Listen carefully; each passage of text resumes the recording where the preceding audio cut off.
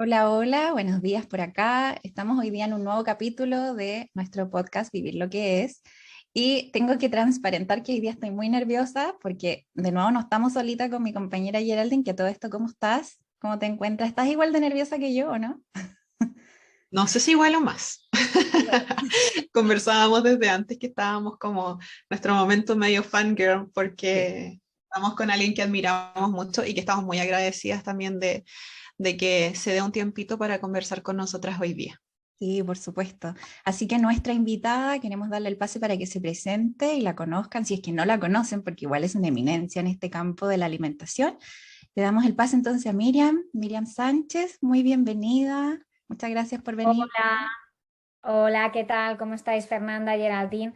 Para mí es un placer estar aquí hoy compartiendo este espacio de divulgación y de reflexión sobre los trastornos alimentarios, en este caso, que es el tema que nos ocupa para hoy con vosotros. Así que estoy muy honrada por vuestra invitación.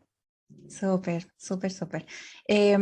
Claro, y el tema que nos reúne hoy día, claramente, como decías tú, Miriam, es los trastornos de la conducta alimentaria, pero en específico la recuperación, que es un tema que es poco conversado tal vez, o es menos. Yo incluso hasta como en el feed de mi Instagram lo veo poco incluso, ¿no? Como que se Ujú. alerta mucho a detectar si estás viviendo esto o si tienes estos síntomas o cómo hacerlo para lidiar con estos síntomas, pero poco se ahonda con el tema de recuperación, entonces por eso encontramos muy ad hoc invitarte a ti para conversar sobre este tema en particular. Ujú. Fenomenal porque es mi pan diario, o sea, es con lo que trabajo en acompañar y ayudar a las personas a recuperarse activamente de un trastorno alimentario. Por supuesto, súper. Bien, Gerald, dale nomás con la primera pregunta, porque ya yo creo que con eso ya, con la primera respuesta que nos dé Miriam, nos va a volar la cabeza con lo que nos va a contar. Oye, pero antes de entrar como, mira, antes de todo, yo soy mandada a hacer para decir chilenismos, Ah, conceptos chilenos, Miriam, así que si hay algo una palabra que no entiendes, cachai, bacán, etcétera, siéntete con toda libertad de preguntarnos qué es lo que estamos hablando, porque los tenemos mega pegados, muy pegados. Eh, Fenomenal. y por otro lado, antes de ya entrar en profundidad, igual sería bueno que nos comentaras como un poquito más de tu historia profesional, que te presentaras. Yo creo que muchos de nuestros oyentes te conocen, pero ujú. igual para quienes no te conocen, que conozcan tu trabajo y que se familiaricen con quién eres tú. Ujú, claro que sí. Yo soy psicóloga, soy doctora en psicología por la Universidad Complutense de Madrid. Soy también profesora universitaria y soy coach certificada en trastornos alimentarios. Aparte de eso, yo misma soy superviviente de un trastorno alimentario porque sufrí, pues un trastorno alimentario que tuvo muchas caras, ¿no? Como digo yo, porque generalmente los trastornos alimentarios suelen mutar mucho a lo largo del tiempo. Y bueno, pues recibí diagnósticos de anorexia, de bulimia, pero bueno, a mí me gusta referirme a ellos como trastorno alimentario, ¿no? Entonces yo estuve mucho tiempo además en cuasi recuperación, ¿vale? Que estoy segura que hablaremos ahora de este concepto que puede ser innovador para muchas personas y estuve ahí pues llevando una vida aparentemente normal, pero yo sabía que en el fondo de mí pues no estaba del todo recuperada, ¿no? Porque todavía tenía pensamientos obsesivos con la comida, todavía tenía alteración de la imagen corporal, entonces bueno, pues cuando yo me di cuenta de que esas cosas estaban ahí y me estaban dificultando pues algunas áreas de mi vida. Investigué por mi cuenta, porque eso es por deformación profesional. A mí siempre me ha gustado mantenerme al día de los últimos avances científicos, de los últimos paradigmas, ¿no? Y bueno, pues di con el enfoque de salud en todas las tallas, di con una coach también, Tabitha Farrar, que me abrió los ojos muchísimo. Tenía un blog con unos artículos que me llegaron directo a lo que yo necesitaba en ese momento y decidí dar el salto a mi recuperación total, ¿no? Entonces, bueno, pues eso fue un poco mi introducción también a este mundo de los trastornos alimentarios, en base, por supuesto, a mi propia historia y también a mi experiencia profesional, ¿no? A partir de ahí me ayudó tanto entrar en contacto con Tabitha Farrar, que cuando publicó 2 guías, que tiene 2 guías estupendas de recuperación, pues decidí traducirlas al castellano, al español, porque la verdad que hay mucha carencia de materiales, de guías, ¿no? De material bueno, digamos, actualizado con los últimos avances científicos en nuestra lengua. Y bueno, pues me decidí a traducirlo, y esto también pues sé que está ayudando a muchas personas, ¿no? Que deciden dar el salto también en su recuperación. Sí, de Súper. todas maneras. De todas maneras, qué valiosa tu historia, Miriam, y cómo comentabas recién que se fueron uniendo estos puntos en un momento de tu vida que me imagino que fue súper difícil, pero cómo empezaron a presentarse estas oportunidades también, ¿cierto? De acompañar estos procesos con otras personas. Y por eso elegimos este tema con la Feña. Dijimos que importante es hablar de recuperación, como lo decías tú al inicio, no solamente de prevenir, que es importantísimo, de concientizar, de problematizar, pero también de que hablemos un poquito más de esperanza y este concepto que mencionabas tú recién, que claro, yo creo que para algunas personas quizás es nuevo, de la cuasi recuperación, pero que según un paradigma un poquito más antiguo era bien común, sobre todo desde los profesionales quizás más biomédicos, o al menos acá en Latinoamérica ocurre mucho todavía. Yo creo que en el hemisferio norte van un poco más adelante que nosotros. De cuál sería la diferencia entre una cuasi recuperación, ¿verdad? Y una recuperación ya más total. ¿Cómo lo definirías? Claro, hay que empezar diciendo que la propia definición de lo que es una recuperación de un trastorno alimentario, si uno va a la literatura, digamos, más académica o científica, pues los profesionales no se ponen de acuerdo, porque hay definiciones pues, que, como bien decís, están muy obsoletas, ¿no? Por ejemplo, antes, y todavía por desgracia, se considera que una persona está recuperada cuando es capaz de alcanzar y de mantener un índice de masa corporal, entre comillas, ¿no? Que se considera adecuado o normal, o cuando simplemente la persona ya no hace el síntoma más evidente, pues por ejemplo cuando la persona ya no vomita, o cuando la persona no se da atracones. Pero claro, es que eso es la parte más visible. O sea, la parte más visible es, pues vale, a lo mejor nos encontramos con una persona, que esto es otro estereotipo, que ni mucho menos todas las personas que tienen trastornos alimentarios tienen un bajo peso según el índice de masa corporal, o sea, más o menos es el 6, el 8%, según los últimos estudios.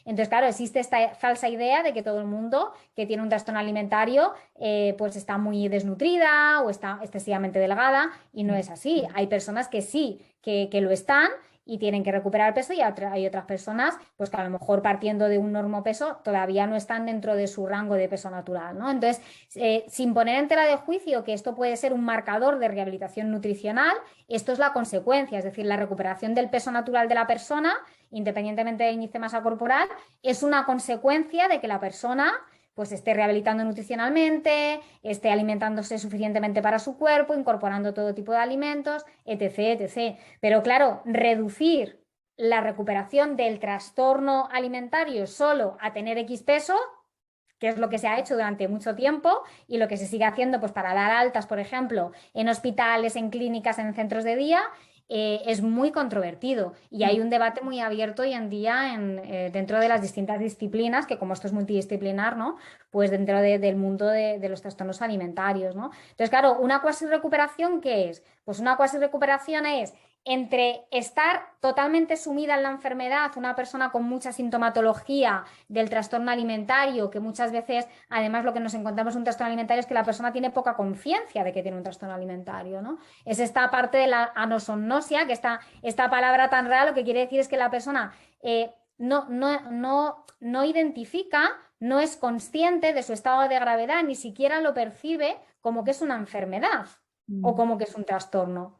Y hoy en día esto, por la cultura de la dieta, es cada vez más difícil, porque la persona se cree pues, que es normal hacer ayunos largos, por ejemplo, o que es normal restringir a saco, o que es normal matarte en el gym para luego permitirte comer. Entonces, claro, por desgracia, esta anosognosia, esta incapacidad para identificar, ¿no? o la negación de tu trastorno, por la cultura en la que vivimos, se ve todavía más reforzada, ¿no? Entonces, claro, entre estar ahí totalmente sumida en el pozo de la enfermedad y estar totalmente recuperada hasta el punto de que, bueno, tu TCA forma parte de tu vida pasada, lo tienes integrado, pero ya primero no recurres a los síntomas del TCA para manejarte emocionalmente, las conductas más evidentes de restricción, vómito, lo que sea en cada caso han desaparecido, eres capaz de alimentarte en función de tus señales internas, fisiológicas de tu apetencia, honras tu hambre, no sientes culpa al comer, es decir, hay muchos marcadores ahí de recuperación total, ¿no? El caso es que ya no tienes esa vocecita, muchas personas enfermas se identifican con esto, ¿no? Que ya no tienes esa vocecita continuamente dictándote lo que tienes que comer, lo que no eres suficiente, que tu cuerpo no está bien, etc, etc, ¿no? Entonces, entre esos dos extremos nos podemos encontrar muchos grados de cuasi recuperación. ¿Qué es una recuperación parcial? La persona a lo mejor pues está físicamente mejor o ha reducido algunos síntomas o ha eliminado algunos síntomas conductuales, pero por ejemplo la persona sigue estando con mucho rechazo corporal, sigue estando en lucha con su cuerpo, sigue teniendo una voz que le sigue mandando muchos pensamientos obsesivos con el cuerpo, la comida o deseos de ejercitarse. O sea, todo esto son distintos grados, ¿vale?, de recuperación parcial, donde no podemos decir que la persona viva libre, digamos, de toda esta tortura, ¿no?, del trastorno alimentario. Sí, al escucharte, yo acompañé un caso que llegó a hospitalización y me acuerdo cuando tuve una sesión con ella y su familia, me contaban que dentro de ese instituto clínico le aplaudían cuando ella no vomitaba, ¿no? Cuando como que disminuía, ¿cierto?, estas conductas más problemáticas del trastorno. Y yo les decía, pero si eso no es recuperación, aquí no nos vamos a medir por eso. Les explotó la cabeza. Me decían, es que esto es muy opuesto a lo que nos han dicho todo este tiempo, porque pasaron de muchos profesionales y todo. Y como escuchando esto último que decías también, Miriam, siento que el concepto de salud todavía está muy centrado en el peso, en el físico, ¿no? Como que si hay algo físico evidente, no se muestra problemático, entonces ya la persona está lista, ¿no? Está recuperada. Me gustaría que profundizaras un poco más en qué ves tú que la cultura de dieta le ha hecho, que parece que un flaco favor le ha hecho, ¿no?, al tema de potenciar los TCA, como, ¿qué le dice o qué dice la cultura de dieta respecto a estos trastornos? Totalmente, o sea, la gordofobia y el pesocentrismo que está muy extendido en el colectivo médico de los profesionales de la salud ha hecho mucho daño hasta el punto de que muchos tratamientos pues están plagados de gordofobia. O sea, es que incluso no lo encontramos en el propio diagnóstico. Generalmente el manual que utilizan los profesionales para diagnosticar los TCA es el DSM, que estoy segura que habéis hablado otras veces de ello en vuestro podcast, ¿no? Entonces hay algunas categorías diagnósticas, bueno, por no decir todas, que tienen un sesgo de peso muy evidente. Esto ya está denunciado, digamos. O sea, muchísimos profesionales estamos alzando la voz y diciendo, por favor, quiten como criterio diagnóstico de anorexia, de la típica anorexia atípica, que es la más típica, la más frecuente, ¿no? O sea, la anorexia típica, por si los oyentes no lo saben, es el mismo patrón de comportamientos, pensamientos, alteración de la imagen corporal, por ejemplo, de una anorexia, nada más que en un cuerpo que no está demacrado, que no está excesivamente delgado y que no tiene un índice de masa corporal por debajo de 18. Básicamente es eso. Pero es una anorexia, ya está. De hecho, se define como una anorexia salpicado de gordofobia. Ahí mismo, en ese manual diagnóstico que utilizan los médicos, ya está repleto de gordofobia. Entonces ya empezamos mal. Porque claro, esto lo que hace que los profesionales de la salud, cuando se forman, por ejemplo, endocrinos, psiquiatras, etcétera, ya en su cabeza ya tienen una imagen mental, un estereotipo de que una persona para tener un TCA tiene que tener X cuerpo, X corporalidad, que además tiene que ser muy delgada. Claro, si va a consulta una mujer, un hombre, ¿vale? O sea, da igual aquí el sexo o género que tengan, que no tiene, no se ajusta a esa corporalidad, que son la mayoría, pues a lo mejor minimiza. Bueno, pues esto no puede ser TCA, esto será otra cosa, no es para tanto, lo invalida. Y así, claro, hay personas que cuando ya llegan a un nivel de deterioro físico y mental muy severo, ya llegamos tarde. O sea, primero porque esto es una enfermedad mortal, de hecho es la que tiene la enfermedad mortal, la anorexia nerviosa en concreto, que tiene la mayor tasa de mortalidad de todas las enfermedades mentales. Entonces, a lo mejor te va una persona que aparentemente, por la corporalidad o por las analíticas que le mando, no tiene serias complicaciones, pero claro, como no la atiendo, va empeorando, va pasando el tiempo. Y esto es el peso, el efecto del estigma de peso. Con lo cual hay que sacar de los propios manuales diagnósticos ese sesgo de peso, que no sea un criterio diagnóstico, porque un trastorno alimentario se puede dar en cualquier peso. Luego se ve en el acceso al tratamiento, se ve en el diagnóstico y luego vamos a hablar del acceso al tratamiento. No es en Chile, pero en España, como los recursos sanitarios son muy limitados, las unidades de TCA, que ya tenemos unidades específicas de TCA, pero muchas veces reproducen este estigma de peso. Entonces el problema es que uno de los criterios para acceder, por ejemplo, a un ingreso, a un hospital de día, generalmente se guían por el índice de masa corporal. Cuanto más bajo sea tu índice de masa corporal, más probabilidades tienes de tener acceso a un tratamiento. Entonces, claro, a lo mejor la persona está súper sintomática a nivel mental, a nivel emocional, a nivel de conductas, tiene también complicaciones médicas que se pueden dar en cualquier peso, pero esa persona a lo mejor no es atendida porque tiene un índice de masa corporal, me lo invento, de 22 y no se considera que sea suficientemente bajo. Entonces se da prioridad al índice de masa corporal, sin evaluar otras cosas, porque lo que hay que hacer es una evaluación conjunta de todas las dimensiones, del estado de gravedad física-mental de la persona, de su situación, de su contexto, etc, etc. Entonces, en el acceso al tratamiento ya encontramos también la gordofobia de la cultura de la dieta. Nos lo encontramos también en el propio tratamiento, porque claro, cuando se aborda la parte nutricional, muchas veces se dan recomendaciones que están plagadas de cultura de la dieta, y es, yo me encuentro con personas que a lo mejor han venido de tratamientos y les han dicho, no, pero no pasa nada porque tú te prohíbas comer dulces, porque los dulces, entre comillas, son malos. No hace falta, tú mantén tus miedos a los dulces, evítalos, es decir, reforzamos la restricción, porque claro, la cultura de la dieta nos dice que el azúcar es mala. Entonces, ¿para qué vas a incorporar el azúcar en tu vida? Y eso lo único que hace es reforzar las creencias distorsionadas que tienen las personas o las reglas, los juicios que tienen sobre esos alimentos. Entonces, en el propio tratamiento nutricional de estas personas, muchas veces lo que hacen reforzar es estas creencias, cuando en realidad lo que habría que abogar es todos los alimentos tienen cabida en una alimentación saludable, vamos a tratar de conectar con tus señales internas que están deterioradas, vamos a quitar la carga moral que tienen los alimentos, les quitamos los juicios de bueno, malo, o sea, ya según qué persona, ¿no? Entonces esto en el tratamiento nos lo vemos igual.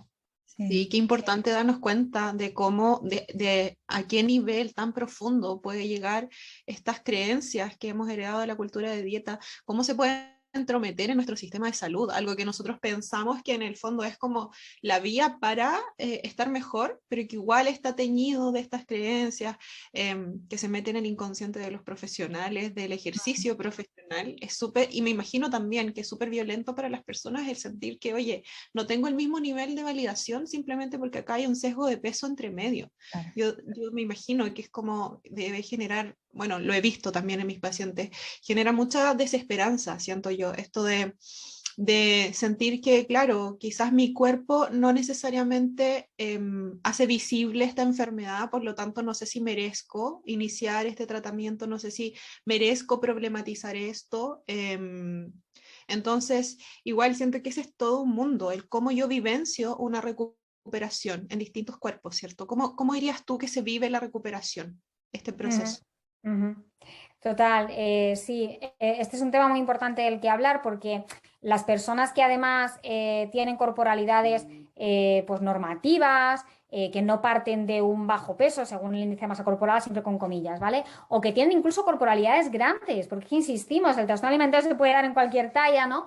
Pues tienen, yo siempre lo digo, cargan con una mochila emocional más complicada, porque si ya per se tienen poca conciencia de que tienen un trastorno alimentario, sufren la invalidación de muchos profesionales de la salud, a menudo también de los familiares, que lógicamente reciben una idea muy estereotipada, muy reduccionista de que es un trastorno alimentario, y ellas mismas que van incorporando toda esta invalidación, con lo cual yo me encuentro muchas veces esto de es que no me merezco un tratamiento, es que me quejo de vicio, es que no tengo derecho a quejarme de nada, no tengo derecho a recibir atención. Entonces, claro, esto se vive con mucho sufrimiento, porque tardan mucho más en pedir ayuda, porque cuando van a pedir ayuda, a lo mejor en el sistema de salud pública les cierran las puertas, y eso lo toman como una confirmación de que, ¿ves? Es que estoy exagerando, no es para tanto. Entonces, claro, los síntomas siguen activos porque no reciben un tratamiento adecuado también. Entonces, esto están sometidos, digamos, al doble trauma, si me permitís la idea, ¿no? O sea, el concepto, entre comillas, de ya per se es un trauma vivir con un trastorno alimentario, y el trauma también de la gordofobia y del estigma, que cuando voy a buscar ayuda, que por fin me decido a buscar ayuda, me cierran las puertas porque mi cuerpo no está suficientemente delgado o enfermo, visiblemente, o lo que sea, ¿no? Entonces tienen que cargar con esta doble traumatización, digamos. Es como una revictimización o retraumatización, ¿no? Al final del trastorno alimentario. Y de hecho, si puedo añadir algo, como lo que escuchaba antes de lo que estabas respondiendo antes, también me acordé de lo que hemos conversado mucho con Geraldine también, que a veces profesionales mismos, como esta cosa de la cultura de la dieta, también se mete, ¿verdad?, en el sesgo que puedes tener como profesional.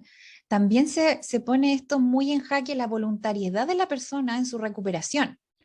¿No? Como, pon de tu parte, le dicen, ¿no? O como pero ponte las pilas, como le decimos acá, ¿no? O come más, ¿no? Como que se ve como que esto fuera una cosa como pataleta, ¿no? Que fuera un berrinche, ¿no? Y que la persona no está comiendo o está comiendo mucho porque está haciendo un show y no porque se debe a un trastorno, ¿no? Entonces, siento que igual esto cala en el tipo de acceso a recuperación o proceso de recuperación que la persona puede tener o no. Sí, esto es otro de los grandes estereotipos y mitos que hay sobre los trastornos alimentarios, pues que es una cosa menor, que es una cosa de niñas, sobre todo, ¿no? Que hay muchos sesgos aquí, no solamente el sesgo de peso, está el sesgo de género, hay gente que se cree que solamente afecta a las mujeres, hay sesgo de edad. Hay gente que se cree que solamente afecta a las niñas adolescentes, blancas además, o de niveles económicos altos, o que se cree que solamente es que quieren ser modelos, ¿no? Y entonces empiezan a adelgazar para tener X cuerpo como la modelo. Entonces, claro, es que tenemos que romper todavía muchos mitos, ¿no? Sí. Con lo cual, sí, hemos hablado del sesgo de peso, porque ahora está muy relacionado con la cultura de la dieta, pero también hay otros sesgos. Por ejemplo, los hombres también sufren este sesgo, ¿no? Del género. Hay muchos más hombres de los que dicen las estadísticas. O sea, esta cifra que se da de el 10% afecta a los hombres y el 90%, eso está desactualizado totalmente. Claro, es que los hombres, lógicamente, ellos ya ni piensan muchas veces que puedan tener un trastorno alimentario, porque como la cultura ya se encarga de transmitirles el mensaje de que es una cosa de chicas, no buscan ayuda, incluso lo viven con vergüenza, incluso se asocia a determinadas identidades sexuales de género, ¿no? Entonces, ojo con estos sesgos también. La gente no valida que puede estar sufriendo un trastorno alimentario. Sí, exacto. De hecho, ahí como ahondando un poco más, ¿qué factores ves tú que además están siendo parte de esta recuperación? Porque, por ejemplo, poco se visibiliza que cuando una persona tiene trastorno de la conducta alimentaria, tiene muchas comorbilidades al mismo tiempo. Es decir, yo puedo trabajar mucho con esta persona, cómo relacionarse, cómo neutralizar la relación hacia los alimentos, todo eso, todo lo que tiene que ver con su comida, ¿no? Pero no se está considerando que tú también estás hablándole a una depresión, por ejemplo, o estás hablándole a una ansiedad. No le hablas a la persona con un trastorno de la conducta alimentaria. ¿Qué opinas tú de eso, Miriam? Sí, efectivamente. O sea, el hecho de que se solapen distintos trastornos mentales o síntomas es muy común, es muy común. O sea, sabéis que es muy común entre los trastornos alimentarios, por ejemplo, el trastorno obsesivo-compulsivo, depresión, trastornos de ansiedad. El espectro autista, que es algo que se está investigando, es decir, hay muchas comorbilidades, ¿no? Entonces, lógicamente, cuando todo esto forma parte de esto que decimos de la metáfora del iceberg, ¿no? Es decir, bueno, pues una persona que te viene con un TCA, aparte, detrás de eso pueden existir, ¿vale? Otros trastornos mentales que tienen que ser atendidos también. ¿Vale? Sí. Se me olvida decir que también suele haber mucha comorbilidad con estrés postraumático o trauma, experiencia de trauma infantil. Entonces, claro, todo esto tenemos que atender. Es verdad que no es el 100% de los casos, ¿vale? Pero en cualquier caso no podemos atender solo al trastorno de alimentación, sino que hay que atender a las otras comorbilidades. Lo que no está claro todavía es si estos trastornos en algunos casos es muy evidente, ¿no? O sea, por ejemplo, nos podemos encontrar que una persona, o sea, un adulto de niño sufrió un abuso sexual o un tipo de trauma, adversidad infantil, y eso fue uno de los posibles factores que después, más adelante, disparó o detonó un trastorno alimentario. Eso no quiere decir que no tengamos que tratar el trastorno alimentario, ojo, quiere decir que o bien simultáneamente o bien primero el trastorno alimentario y después el trauma, tenemos que atender a todo para que haya una recuperación total de todo lo que puede estar ahí detrás en esa base del iceberg, pulsando a esa persona a recurrir a lo mejor al síntoma del TCA, ¿vale? Esto puede ser un ejemplo, pero puede haber miles. Por ejemplo, hay otros casos, los trastornos afectivos, como pueden ser la depresión y la ansiedad, que ahí es más problemático separar qué va antes, si el huevo o la gallina, qué va antes, si el TCA o la depresión, porque a veces también, por ejemplo, fruto del TCA, la persona puede desarrollar una depresión, ¿no? Sí. O puede ser al contrario, que fruto de la depresión la persona termine desarrollando un TCA. Entonces, en cualquiera de los casos, independientemente de que surja antes o después uno u otro, se tiene que atender a todo, claramente sí. Es verdad que en muchos casos también, cuando uno está trabajando activamente en la recuperación de un TCA, hay algunos síntomas afectivos de ansiedad y de depresión que directamente trabajando en el TCA ya van remitiendo. Eso también es cierto. Sí. ¿Vale? De hecho, como si puedo añadir algo, me ha pasado mucho que yo recibo consultantes, recibo pacientes que me dicen, estuve en un proceso terapéutico y abordamos ciertas cosas que tenía, que estaba pasando, que necesitaba resolver, y mi terapeuta no quiso meterse en el tema alimenticio, entonces por eso te busco a ti, ¿no? Entonces existe, siento, esta bifurcación, ¿no? Esta división en atendemos esto y después esto, ¿no? Como no es parte de un todo, entonces cuando yo les hablo de que esto también puede ser parte de cómo se vincula su relación con la comida, o sea, ahí les calza todo, ¿no? Es como que unen muchas piezas del puzzle y dicen como, ah, en verdad estaba todo relacionado, ¿no? Entonces igual esto es como uniéndole un poco lo que hablábamos antes, como los profesionales igual, y está bien, no todos tenemos las mismas especialidades y qué bueno que se respete el como yo puedo acompañarte hasta acá, ¿no? Pero puede ser muy heavy esta división, pues, ¿no? Esta disociación que puede haber entre esto tengo que atenderlo aquí y después esto otro alimenticio que no se vincula nada con lo anterior, tengo que hacerlo por separado, ¿no? Claro, exacto. Es verdad que muchas veces, vuelvo a la metáfora del iceberg, ¿no?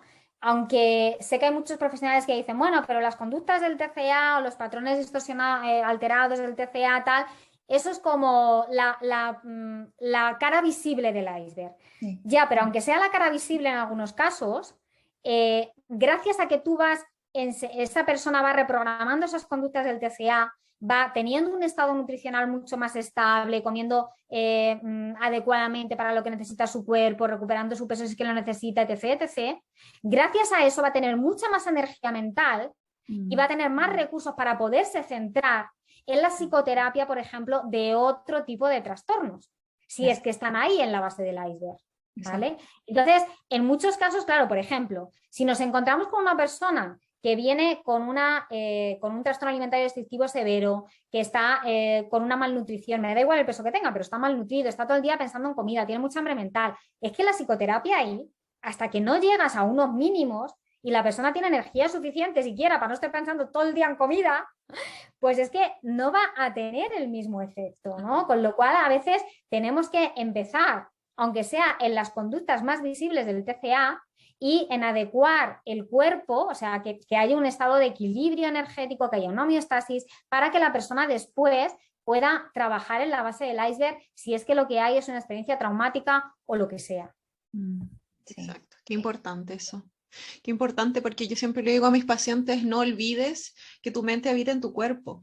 De hecho, muchas veces, ahora que hay un conocimiento un poco más de esta misma metáfora que tú usas de la punta del iceberg, a mí a veces me llegan pacientes que, claro, han estudiado para ayudarse a sí mismas y llegan con esta idea de, oye, trabajemos la niña interna, trabajemos mi trauma, esto que me pasó en el pasado, yo creo que explica que ahora yo esté con este problema.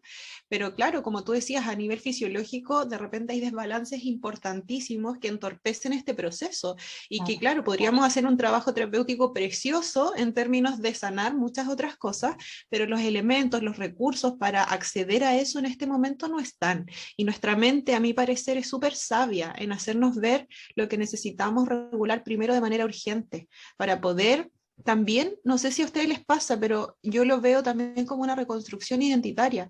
O sea, si llevo mucho tiempo viéndome como esta persona enferma, con pensamientos obsesivos con respecto a la alimentación, ¿cierto? Aislada socialmente, con síntomas que quizás también se desprenden de eso, síntomas anímicos o ansiosos que se desprenden de eso, como decía Miriam, ¿cómo voy a tener la energía o el espacio mental siquiera para zambullirme en algo que me da tanto miedo y que es como que está tan, de una manera quizás tan profunda en mi historia, etcétera?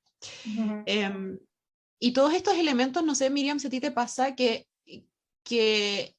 yo creo que igual están un poco vinculados con esta ambivalencia de las personas cuando están empezando a entender que hay algo mal, que deberían buscar ayuda, pero que muchos se mantienen en este vaivén, ¿cierto? Como de, sí busco ayuda, pero en realidad igual me da miedo qué puede pasar cuando inicie este tratamiento.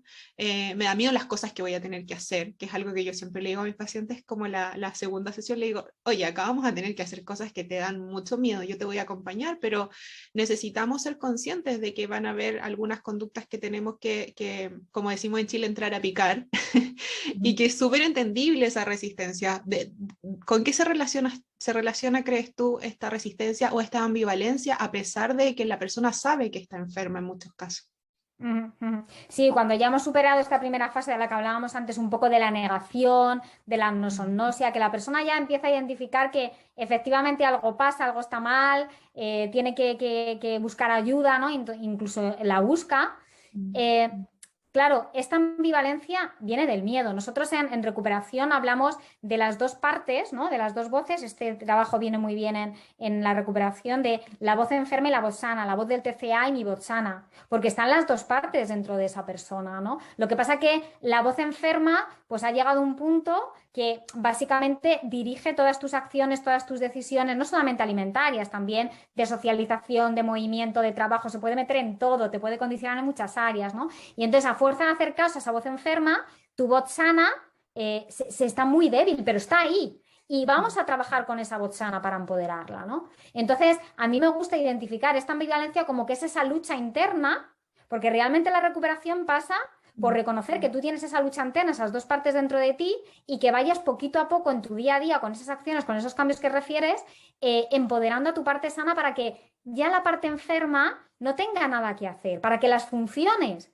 que tenía antes la parte enferma ya dejan de tener sentido porque ya ha tomado el control de tu vida tu parte sana.